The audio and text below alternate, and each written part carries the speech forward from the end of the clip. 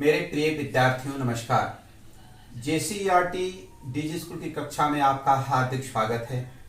आज मैं बात करूंगा आपकी पाठ्य पुस्तक भाषा मंजरी पाठ खुशबू रचते हैं हाथ कविता में आए हुए और प्रयुक्त हुए कुछ व्याकरण की बातें। तो चलिए शुरुआत करते हैं। यहाँ पर आप देखेंगे कि एक वाक्यांश हमने दर्ज किया है, उभरी नसों वाले हाथ। इस वाक्यांश में हाथ संज्ञा है और हाथ की विशेषता ये शब्दों का जो समूह है ये बतला रहे हैं। उभरी नसों वाले हाथ कैसा है, तो उभरी नसों वाले। तो ये जो शब्दों के समूह है यह यहाँ पर विशेषण है। हाथ की विशेषता बतला रहा है इसलिए यह विशेषण है। और कौन सा विशेषण है, तो इस हाथ की गुण दशा को बता रहे हैं, इसलिए इसको हम बोलेंगे गुणवाचक विशेषण। गुणवाचक विशेषण। इस कविता में अन्य ऐसे वाक्यांश को चुने और उसमें से चुने कि कौन सा शब्द या शब्दों का समूह गुणवाचक संज्ञा के रूप में प्रयुक्त हुआ है। घिसे नाखूनों वाले हाथ, तो हाथ कैसे हैं, घिसे नाखूनों वाले। फिर देखिएगा गंदे कटे पिटे हाथ, हाथ कैसे हैं, फिर से हाथ के बारे में क्या विशेषता बताई जा रही है, गंदे कटे पिटे। फिर नीचे में देखेंगे जख्म से फटे हुए हाथ, हाथ कैसे हैं, तो जख्म से फटे हुए। यहां पर जो ए शब्दों का समूह है, घिसे नाखूनों वाले, गंदे कटे पिटे, जख्म से फटे हुए, ये सभी जो हाथ की विशेषता बतला रहे हैं, इसलिए इसको हम यहां पर बोलेंगे यह गुणवाचक विशेषण है। गुणवाचक विशेषण। अब बात करते हैं कि विशेषण किसे कहते हैं। थोड़ा सा पीछे में चलता हूं, आपने पहले से पढ़ रखा है लेकिन फिर भी मैं उसको दोहरा रहा हूं कि विशेषण किसे कहते हैं। तो प्रश्न है विशेषण किसे कहते हैं। इसके उत्तर में आप दर्ज कर सकते हैं संज्ञा या सर्वनाम। संज्ञा या सर्वनाम की विशेषता बतलाने वाले शब्दों को विशेषण कहते हैं। यानी संज्ञा या सर्वनाम की जो विशेषता बतलाता है वह शब्द विशेषण कहा जाता है। अब आइए विशेषण के कितने भेद हैं, इसके उत्तर में आप दर्ज कर सकते हैं विशेषण के 4 भेद हैं। सबसे पहला गुणवाचक विशेषण, यहां देखेंगे सबसे पहला गुणवाचक विशेषण। गुणवाचक विशेषण में ऐसा शब्द जो संज्ञा की विशेषता बतलाते हैं। जैसे आप कह सकते हैं कि छोटा लड़का, लड़का की विशेषता क्या है, छोटा है।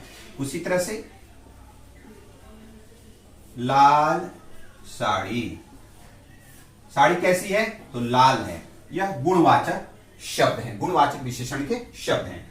फिर आप देखेंगे संख्यावाचक विशेषण, यानी ऐसा शब्द जो संख्या को बतलाते हैं, यानी संज्ञा की संख्या के बारे में बताते हैं, उसको संख्यावाचक विशेषण कहते हैं। जैसे 4 लड़के, यहां पर 4 जो है वो संख्यावाचक विशेषण है।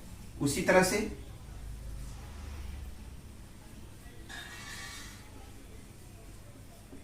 हजारों लोग, लोग कितने हैं, हजारों में हैं, तो यह संख्यावाचक विशेषण हुआ। परिमाणवाचक जो मात्रा को बताते हैं, मात्रा जैसे आप देखेंगे परिमाण 2 मीटर कपड़ा, 2 मीटर कपड़ा, ये जो 2 मीटर है यह परिमाण को बता रहा है। इसी तरह से आप कह सकते हैं 1 किलो चना, चना कितना है, 1 किलो। यह परिमाणवाचक विशेषण के रूप में प्रयुक्त हुए हैं। अब आइए संकेतवाचक या सर्वनामिक विशेषण। कुछ शब्द हैं जो सर्वनामिक विशेषण के रूप में प्रयुक्त होते हैं। जैसे आप देखेंगे यह, व, ए, वे, कौन, कोई। ये शब्द संकेतवाचक या सर्वनामिक विशेषण के रूप में प्रयुक्त होते हैं। अब मैं आपसे बात करूंगा गुणवाचक विशेषण को लेकर, थोड़ा सा विस्तृत रूप से बात करते हैं। अब बात करते हैं गुणवाचक विशेषण को लेकर। तो गुणवाचक विशेषण की परिभाषा क्या दे सकते हैं? जिन विशेषण से संज्ञा या सर्वनाम के गुण, दोष, रंग, आकार, दशा या अवस्था का बोध हो, उसे गुणवाचक विशेषण कहते हैं। उदाहरण स्वरूप देखिए, अब गुण में क्या बातें हो सकती है? अच्छा, भला, मधुर और अन्य शब्द हैं जो संज्ञा को, उसके गुण के बारे में बतलाते हैं। तो वैसे शब्द को हम गुणवाचक विशेषण के रूप में कहते हैं। अब आप देखिए, दोष के रूप में क्या हो सकता है? जैसे बुरा, कड़वा, झूठा। विशेषता का मतलब ऐसा नहीं कि केवल खूबी ही, यानी उसकी बारे में अच्छाई हो या बुराई हो, अगर उस संज्ञा के बारे में बतला रहा है वह शब्द, तो वह गुणवाचक विशेषण के रूप में जाना जाता है। अब आइए आप रंग। रंग सफेद, सफेद कमीज, नीला आसमान, पीला कपड़ा। तो सफेद, नीला, पीला, यह रंग को बतला रहा है। कैसा? संज्ञा के रंग को बता रहा है। तो हम इसको गुणवाचक विशेषण के शब्द कहेंगे। आकार में गोल, लंबा, नीचा। उसी तरह से दशा, पतला, मोटा, गरीब। फिर अवस्था की बात करिए, जुआ, स्वस्थ, बीमार आदि। जैसे जुआ व्यक्ति, व्यक्ति कैसा है? तो जुआ। स्वस्थ शरीर, शरीर कैसा है? तो स्वस्थ। बीमार आदमी, आदमी कैसा है? तो बीमार। यानी ये जो शब्द हैं, यह संज्ञा को बतला रहे हैं, संज्ञा की विशेषता बतला रहे हैं, इसलिए इसको हम बोलेंगे गुणवाचक विशेषण। इस तरह के अन्य शब्द आप चुनें और वाक्यों में गुणवाचक विशेषण को पहचानने का कार्य करें। अब बात करते हैं, पाठ में खुशबू शब्द बार बार आए हैं। तो खुशबू शब्द का प्रयोग हुए हैं पाठ में, उसको वाक्य में प्रयोग करिए। दो यहां पर वाक्य खुशबू का प्रयोग किया गया है। जैसे देखिए, बगीचे में फूल खिले हुए हैं, उसकी खुशबू चारों ओर फैल रही है। और एक खुशबू को दूसरे तरीके से, भोजन की तैयारी चल रही है, भोजन की खुशबू से अतिथियों की क्षुधा तेज हो गई। और अगर आप चाहें तो एक दो और उदाहरण ले सकते हैं। जैसे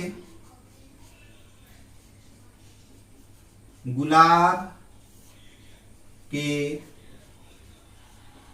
फूल से खुशबू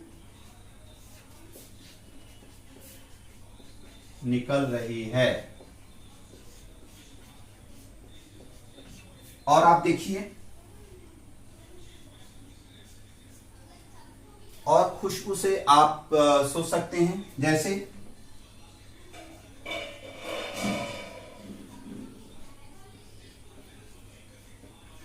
अगरबत्तियां से खुशबू आ रही है। इस तरह से खुशबू शब्द का प्रयोग कर आप अन्य नए नए वाक्य बनाएं और पाठ को दोहराएं और अपने कक्षा मित्रों के साथ साझा करें। आप अपना ख्याल रखेंगे। पुनः मैं मिलता हूं आपके इस विषय के अन्य पाठ के साथ। तब तक के लिए विदा चाहूंगा। धन्यवाद।